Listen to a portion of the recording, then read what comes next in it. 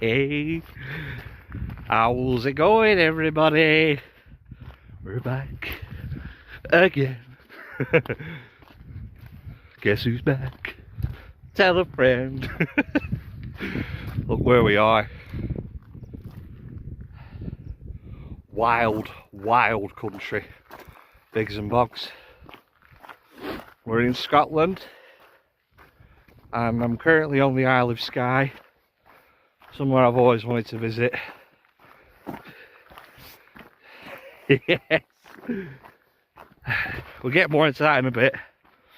I'm currently on a long distance hike. I'm staying in a place called Slagachen.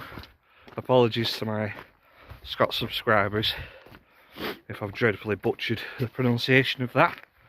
And I'm going to walk all the way to the other side of the Cullen Hill Valley, which is where I currently am stomping through, and it is glorious scenery. I'm going to head that way, hike back.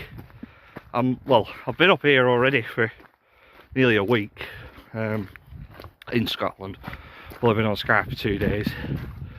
So I'm going to do, you know, a bit of filming here and there. Something different, you know, as opposed to my usual content. Time to show you some pretty scenery. Hit the Highland music.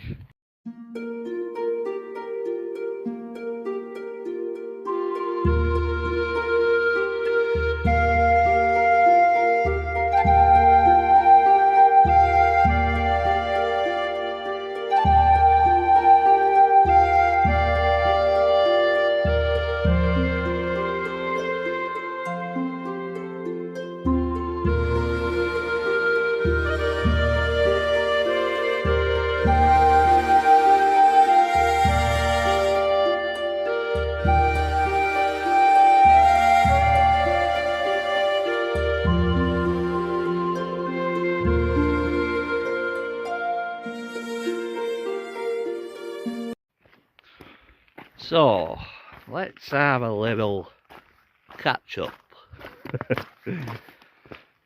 So yeah, like I said before in the intro, I've been up here nearly a week in Scotland.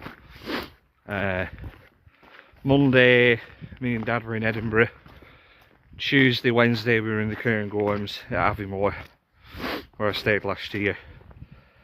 And then Thursday we made our way to Skye, over all the back roads of the Highlands, which was beautiful. And then Thursday I stopped, I'll tell you more about it in a bit. Stopped in a hotel that cost me a small fortune, and then to yesterday, which is Friday. Look at this, I'm hop, skip, jumping. Whoa.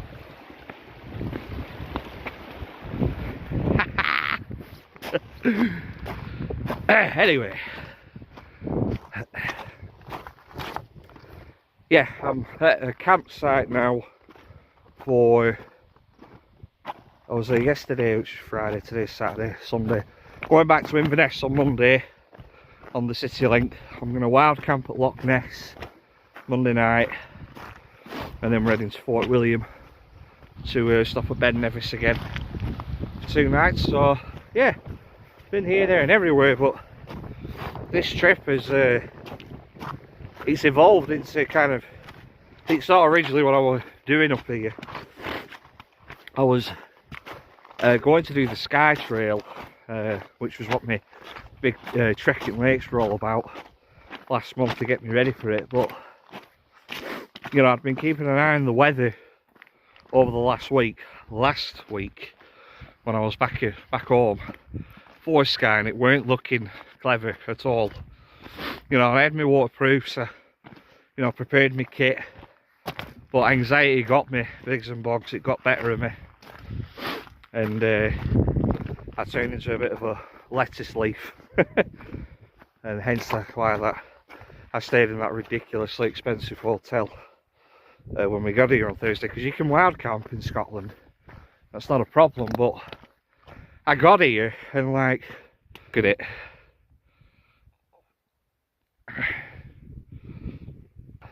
when we got here I was a bit overwhelmed, you know, like I had a bit of a Loch Ness moment. We're emotional. This is a place I've always wanted to visit and hike, and you know, I've bigged myself up I think a bit too much for this Skye trail. But I'm doing it sort of. I'm on the Skye trail right now. I'm doing a leg of it today, probably tomorrow. And like, you know, my words tongue tied here.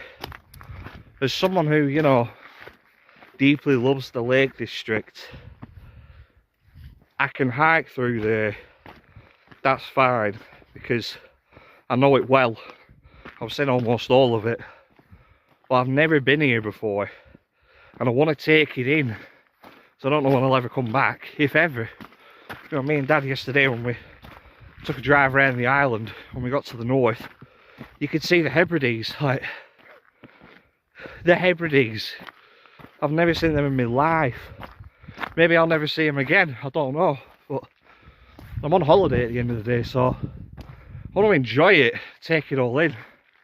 Hence why I base myself somewhere so I can explore this place and enjoy it. So yeah, but the weather has greatly exceeded expectations. Like I said, I was hyping myself up for rain, and it's not really rained at all. Edinburgh was lovely, nice warm day. When we got to Aviemore on the Tuesday, it was dodging showers, sharp showers, and then it was sunny after that. Wednesday was more or less the same, but not as much rain.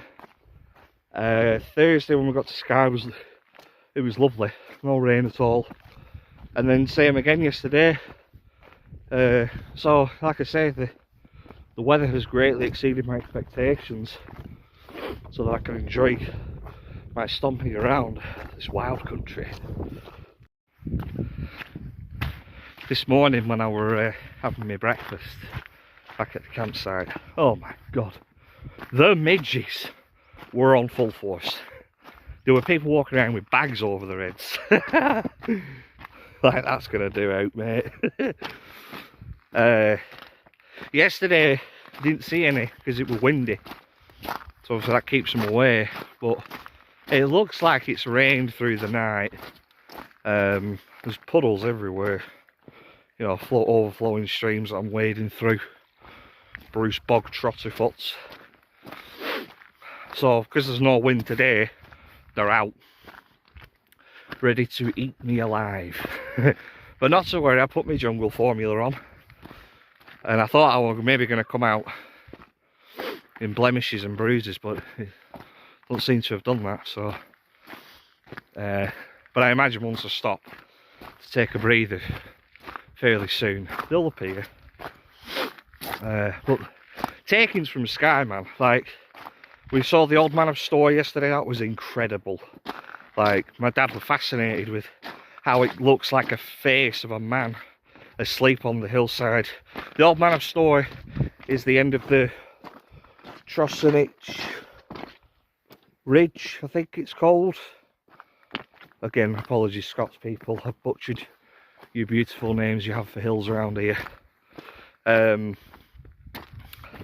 Yeah, and there's one precipice that stands out and like leans over on its own, and it fascinates me, it does, really. But it's so busy, so busy. I mean, we got there around 6 o'clock in the evening because of how long it takes you to drive around this place, and it was still really busy, lots of people about. Saw the dinosaur footprints, this cascading waterfall went into the ocean, that was very cool. And again, the Hebrides, that blew my mind. I did a bit of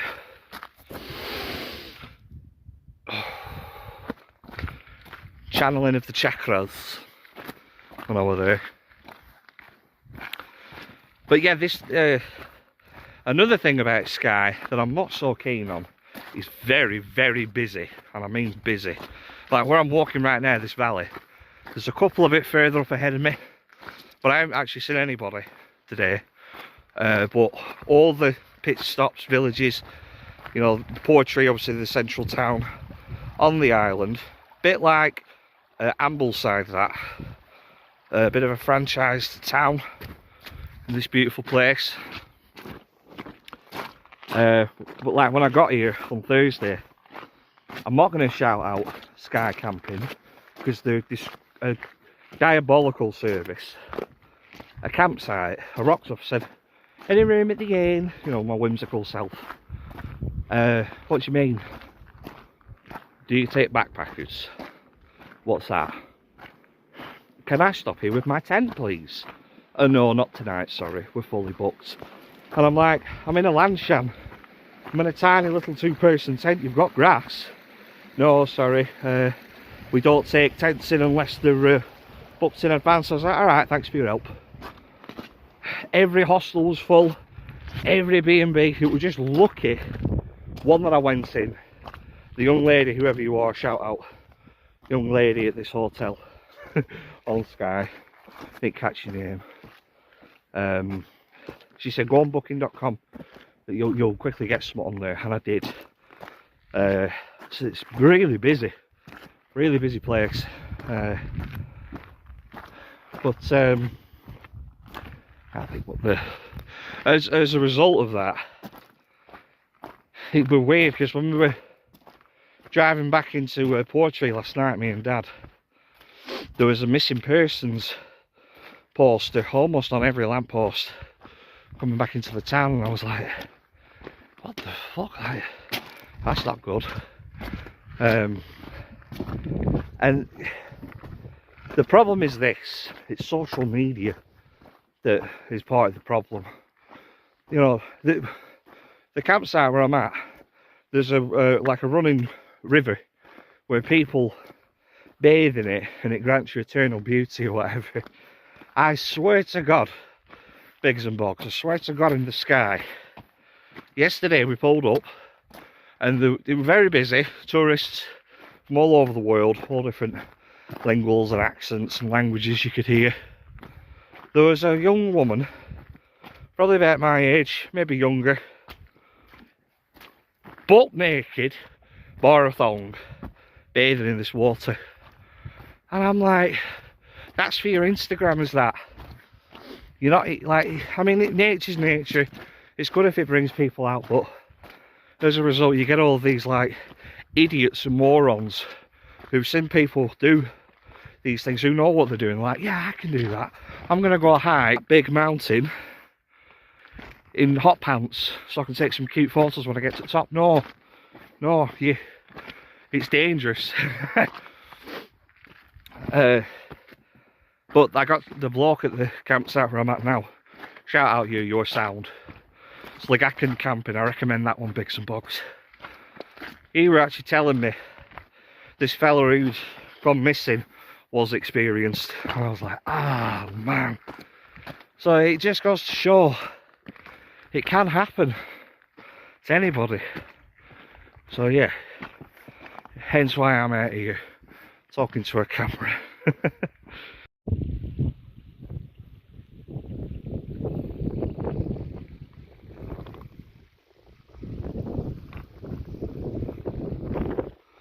Oh well, you can tell me. They are, well, these here are what are known as the Red Cullins, which is this glorious mountain range currently hiking through. And they get their name from an old legend on the Isle of Skye. And obviously Skye is ancient, like, you know, there's dinosaur footprints in the north of the island, for goodness sake. But this place won't have changed at all since at least before the last ice age. You know, you're talking tens of thousands of years ago, all of this has been the same. But with that, humans will have also been here for a long time as well. And with that as well comes countless tales and oral traditions passed down through generations. And one of them is why these glorious mountains have this reddish tint to them. You can see it there as well. So there was a war here a long time ago, thousands of years ago, between the Jacobites and the, you know, the native Scots tribes who lived here, and the war was waged for days and nights, and when the battle was finally over, the natives won. The blood that was spilt from all the warriors stained these mountains forever. I mean, it's just a legend, isn't it, Biggs and Boggs, but it's still a, you know, interesting thought. They're beautiful just in their own right anyway, aren't they? Look at this. Look how clear this water is.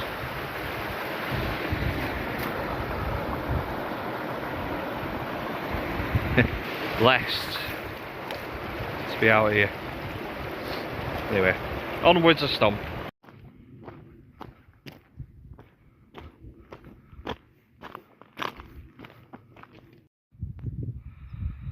That loch there, Biggs and Boggs. Beyond that, probably another mile and a half or so, and then we hit the coast. So we're not far. I'm just walking around here though. Look at that unit there, and that one back there. It's just, oh, let's just walk around this.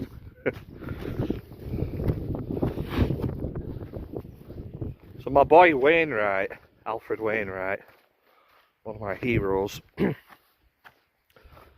he came to Skye, and he, you know, I'm quoting him here. They are the finest collection of mountains in the whole of the British Isles. They really are. And, you know, again, I said before, I love the Lake District, and I mean I love it. It's my happy place. It's where I'm the best version of myself when I'm in the lakes. But, you know, obviously we all know from the videos I've made over the years, the lakes is a busy place. I think I'm going in a bog here, mate. I go on my weight, that sod. Yes, it does!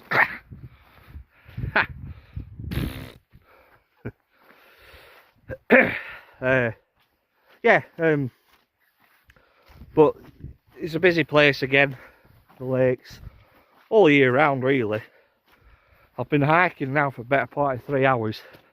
I've seen like 4 or 5 people far away in the distance. I've not spoke to anybody other than myself, and eventually you. Bigfoots and boggarts. That's the only talking I've done. But in the Lake District, I'm rambling on here, man. It's because I'm like, what?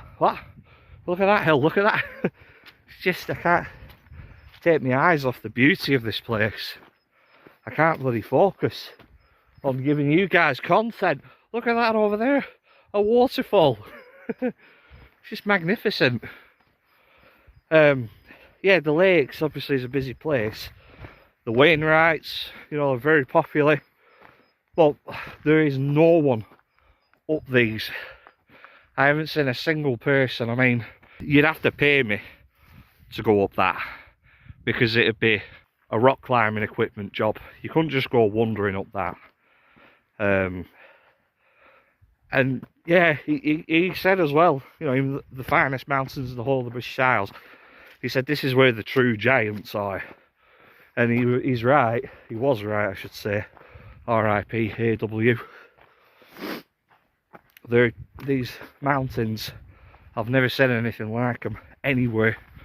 I've been stomping in this country, and this is someone who's been to the top of Ben Nevis in snow.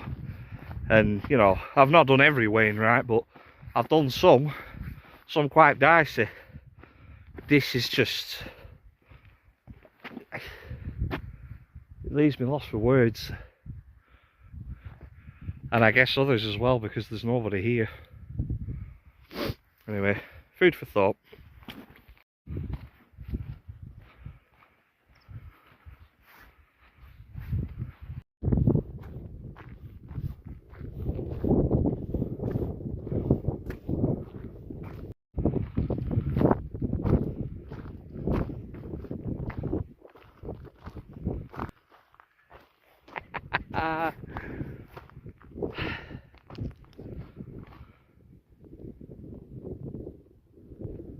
Now that's a coastline. So that is one gauge of the Skye Trail done. Quite possibly that was up there. I'm gonna sit here. That's marsh down there, so I'm just gonna sit here and have my super noodles. That is up there. One of the best hikes I've ever done. Like, processing the magnificent scenery I've just seen and that I'm looking at.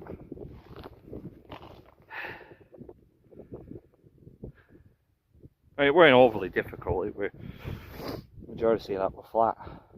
But, yeah, I set off about 9:30. It's nearly 1 o'clock now, so I'll walk it back. And that's pretty much day one for this video done. There isn't really anything else more I want to show you. And then tomorrow I've taught myself into walking to poetry. So we're going to go anywhere on the bus, but it's Sunday, there's no buses running. So it looks like I'm walking it. Anyway, see you tomorrow.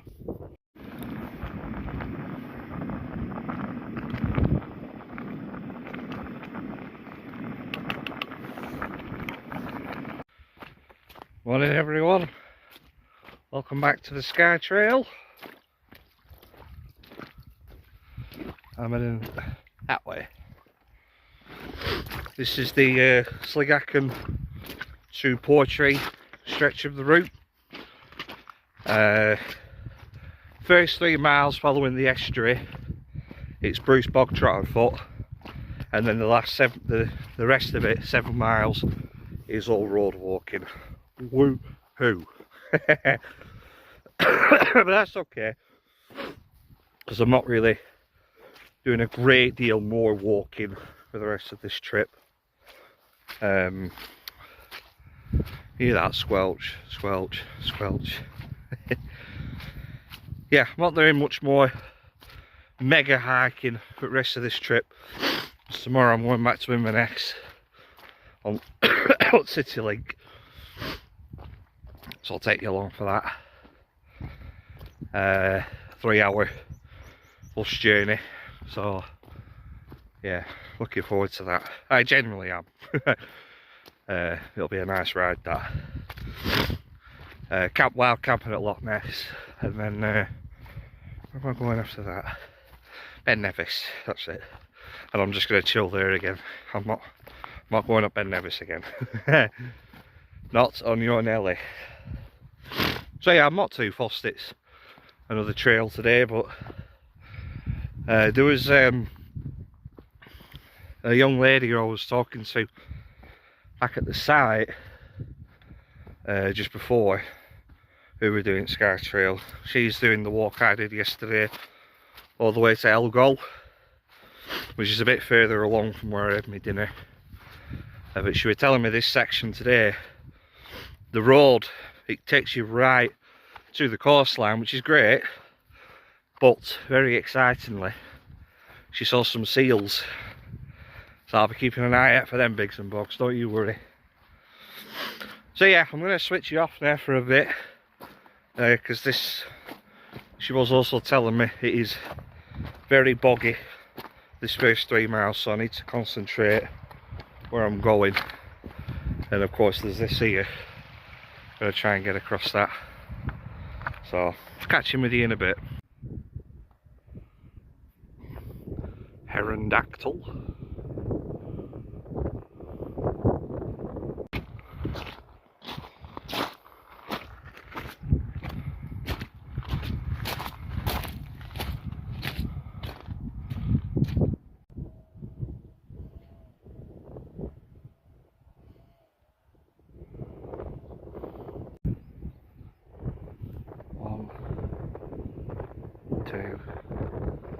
3, 4, 5. There's loads of them.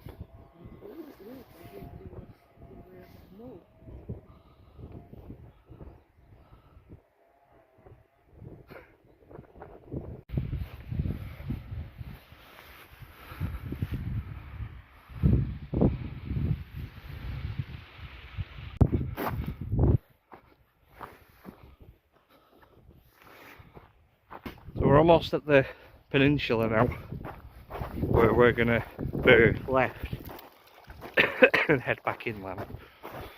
So 3 miles in, and them seals, bigs and bogs.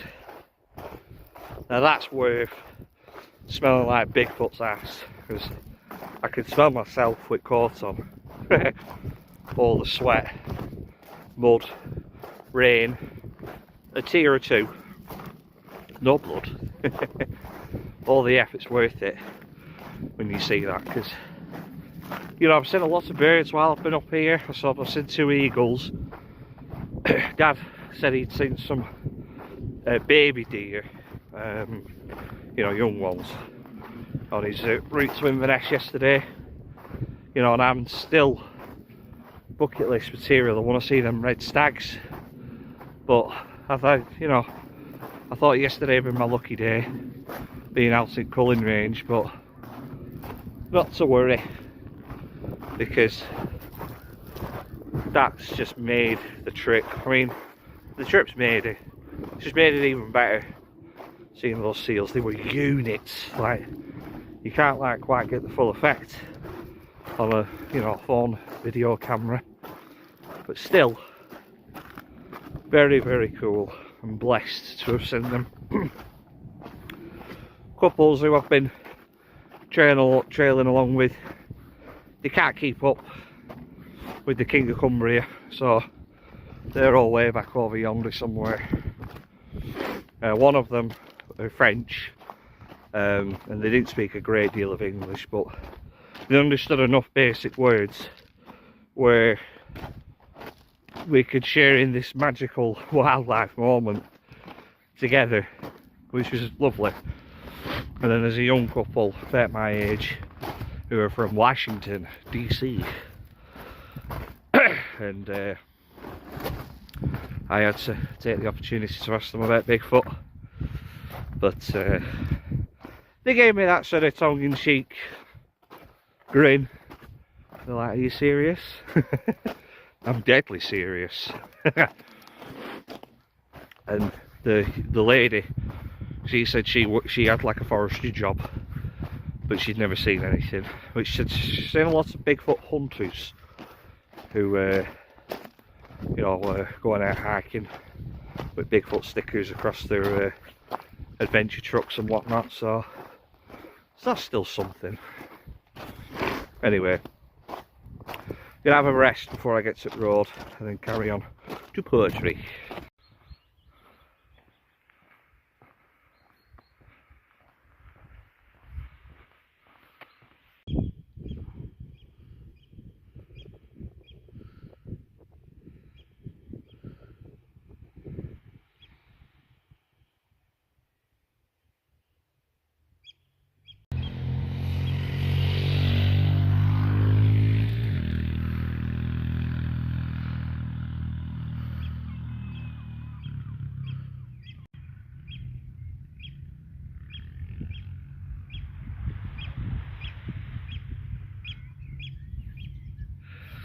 Dolphins.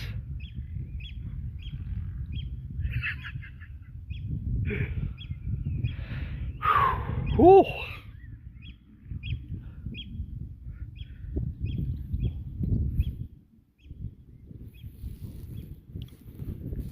I know Billy will be going, cry, cry, cry. Oh, I've never seen more beautiful animals. That was special.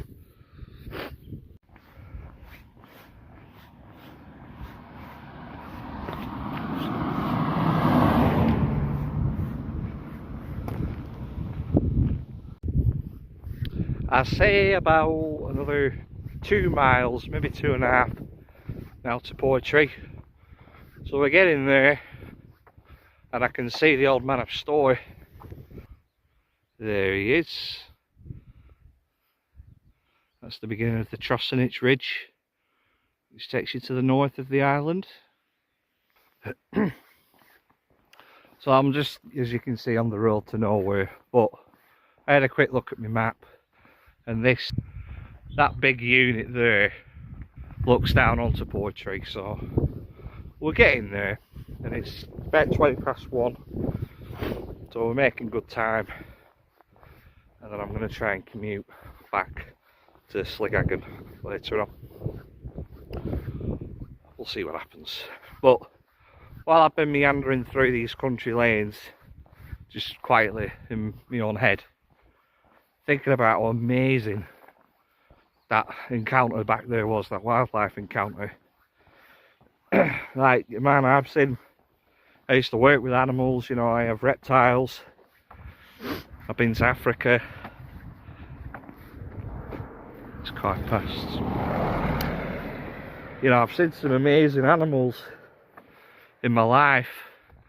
I mean, you know, lest we forget, I saw something in 2018 that I can't explain, aka the British Bigfoot. You know, animals have been an integral part of my life for so long, and will be forever. But that might be the most beautiful animals I've ever seen. That was incredible. For it to bring me to tears just like that, it touched me. But then, like, you know, I got in my head again, and I was like, there you are. Let's look at him. Old man of story. Where I'm at right now in my life, you know, 32 years of age, going to all these amazing places, travelling and hiking, camping, that's my priority right now in life. You know, that's what makes me so happy, doing this sort of stuff. And as much as I love my pets that I love my animals, I get more of, it's because I don't do parties anymore for children. You know, I've had some animals that have died over the last 18 months just of old age, because I've had them for such a long time, and I don't feel any great desire to replace them like I would have done 5, 6, 7 years ago. And I still have, you know, a fair few pets. I've got all my snakes, I've Maximus the tortoise, Brian the bearded dragon, my little stick insect colony, and my cats, of course, Sherlock and Gino. Still got a nice animal family, but yeah, as I say, it's not really my priority these days to replace them. And it's not because I don't love them or anything like that. Obviously I love my animals, my pets. It's my priorities in life have shifted, and that's okay. You know, people change as they go through life. I don't think there'll ever be a day where I don't not have a reptile or a cat. I'd love a dog one day. That's not going to happen though while I live at home, obviously. But you know, that's what I'm saying. Like, I love animals; they will always be a part of my life. But all this that I'm doing now, hiking, camping, exploring everywhere I can, that's what I'm all about now. And yeah, that's why that dolphin encounter was so special, because I get more of a kick now out of hiking blistering distances, camping, you know, doing that, and then being rewarded with let's let this car pass. No, don't wave then, you ignorant git. Yeah, I get more of a kick now out of doing this and getting that one-off wildlife encounter, seeing them in their natural habitat. That's where I get my kicks, bigs and bogs. Anyway, let's carry on.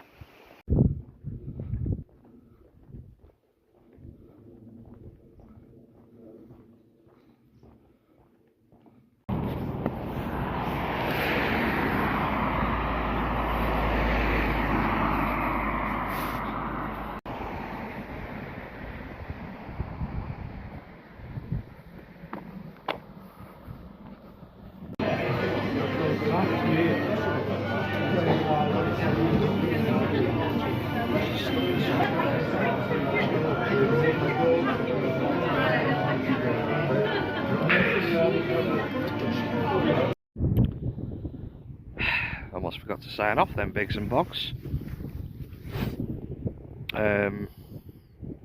Check this out. This one here, back when Wainwright was stomping around these parts, he told a tale of a Sherpa who came here with a companion. Obviously Sherpas are from the Himalayas. They carry luggage and items up to the base camp, and this Sherpa climbed that, more or less ran it, in 55 minutes. So now they do an annual event every year where people attempt to run up it, and I believe the record setting time now is 44 minutes or something like that, which, when you look at it, it's a big mountain, but I think it's in like the 2,500 foot range, and you know, it's steep, but it's a conical shape, so I suppose there won't be an out to it really, if you were that fit enough to get up it. Anyway, oh, excuse me. Sligacking to Portree done today. Oh man, I told the bloke at the campsite, the gaffer, and he was like, when I said what I'd done today, he went, right, it's a big walk. I didn't claim the title of Skye, but the title of Squire of Skye, but I am still the King of Cumbria. So yeah, I'm hoping that the weather's, you look at it, it's overcast. Hoping the rain keeps at bay, but you just accept it in these parts. It is going to rain at some point. But that's it. Skye will be done tomorrow morning. I'm hopping on CityLink to Inverness to meet Dad. And what an amazing time I've had here. Seen mountains beyond glory that I could ever have imagined. And you just look at it, the Cullen Range. It's alien-like. Doesn't even look like it's on planet Earth. So yeah, this trip has been everything I wanted it to be. In hindsight, you know, I didn't do the Skye Trail, but I've done bits of it. Done 2 pages of it. So these mountains are eternal. They're not going anywhere. Maybe I'll come back and do it some other time. But if not, I've had a great time here nonetheless, and I was so made up seeing them dolphins at dinner time.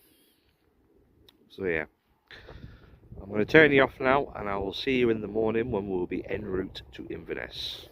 Night. Good morning, Briggles and Boggles. I'm at the extraction point, waiting for the chopper. CityLink's at 11:45, and I'm here just after 10:10. So I'm taking the advice of my friend back at the campsite. Shout out Sligackin campsite, you've been good to me. But yeah, 3-hour coach journey to Inverness where I'm meeting Dad, and then tonight I'll be down on the shores of Loch Ness. So that's where I will see you next. So just gonna get comfy, settled into the bus stop, wait for coach to arrive, and just enjoy them for the last time. See you in a bit.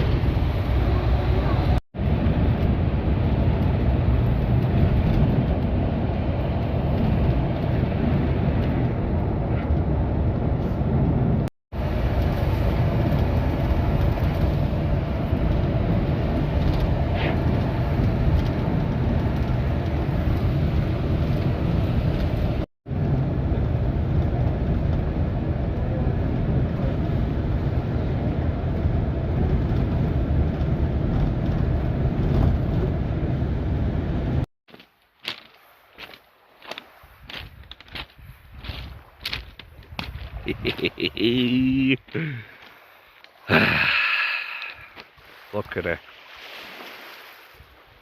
Loch Ness, ladies and gentlemen.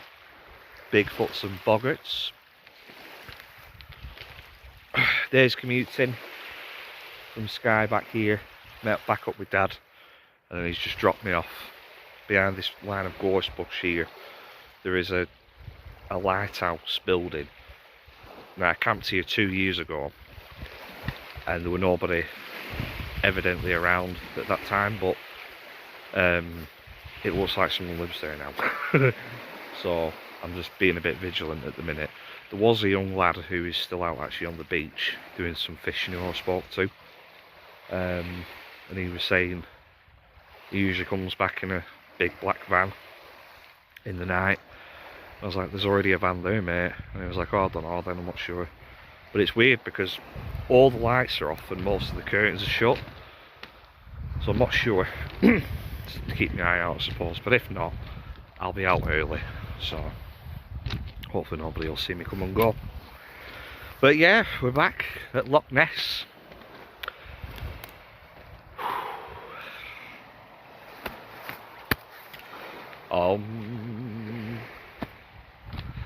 Very powerful with spiritual energy is this place. Stunning. Just before I sign off for this video, we'll have a little chat about the Loch Ness Monster, shall we? Because it's really sad. Isabel, Loch End girl, 24th of the 5th, 55, 25th of the 9th, 10. Shout out Isabel. Yeah, the Loch Ness Monster. I was thinking about it while I was coming over on the coach. Like, I remember in the early days of this channel, when I was still doing like cryptid based content, I did a video about the Loch Ness Monster, but obviously I've developed and evolved as a human being since then.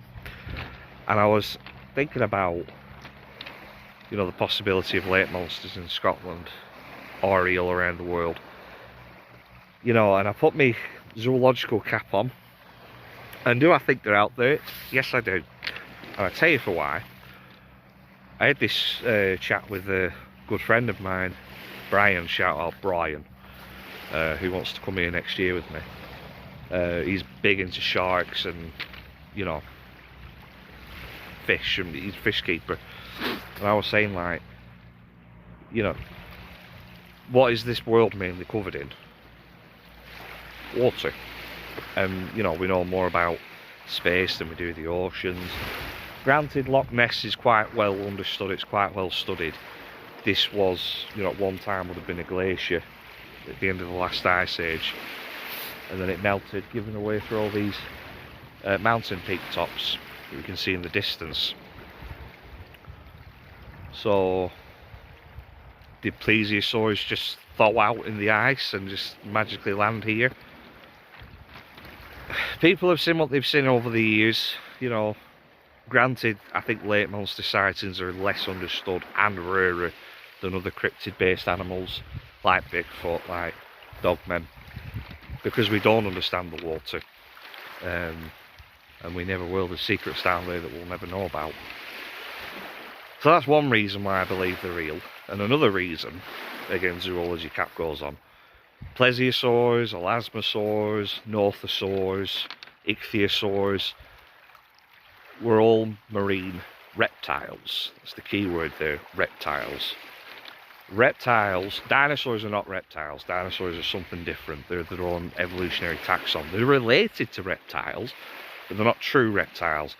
Like crocodilians, chelonians, varanids, snakes, they are true reptiles. And, you know, a popular theory as to what Nessie is a plesiosaur, a swan-necked type creature with the classic hump, going through the water like that and then submerging every so often. If crocodiles, snakes, you know, chelonians, all those are rhymed off, if they survived the dinosaur extinction and a plesiosaurus is in fact a reptile, Why couldn't they have adapted to have survived as well? The same family. All the dinosaurs disappeared, barring the ones that would eventually evolve into birds. So, are they just a very shy, elusive, well-adapted animal that know how to stay out of our way? And I don't think they just live in Loch Ness. I think they live all over Scotland and the world. You know, you've got Mokele Mbembe from the Congo in Africa. You know, there's Loch Morag in Scotland that has its own version of Nessie. There's legends going back thousands of years of the water horse, which is, granted it's an aquatic horse, but it still retains that kind of swanned posture that a horse's snout does have. So who knows? So that's my 2 pence. I think they're here. Of course you do, Oliver. But anyway, on that note, I'm going to love you and leave you for this latest Scottish adventure. The weather has tested me a little bit in places here and there. It's stopped raining now. Hopefully it stays that way so I can enjoy ness for the evening. And yeah, phenomenal trip. Loved Skye, every minute of it. Obviously I went Cairngorms before that. I'm going to Ben Nevis tomorrow, but I wanted to leave it off here because I've never actually shown you Loch Ness on camera before. Last time I was here, my camera cacked it on my last form and I lost that video. So it just kind of feels like a natural culmination. But yeah, as always, if you've enjoyed this video as much as I've enjoyed making it, please think about giving me a like if you want to. You don't have to. Subscribe if you haven't already. Leave us a comment if you think there's anything I could have done differently on this trip. Again, you don't have to if you don't want to. It's just one of them.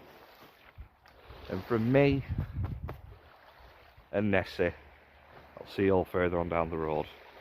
Bye bye. Come on.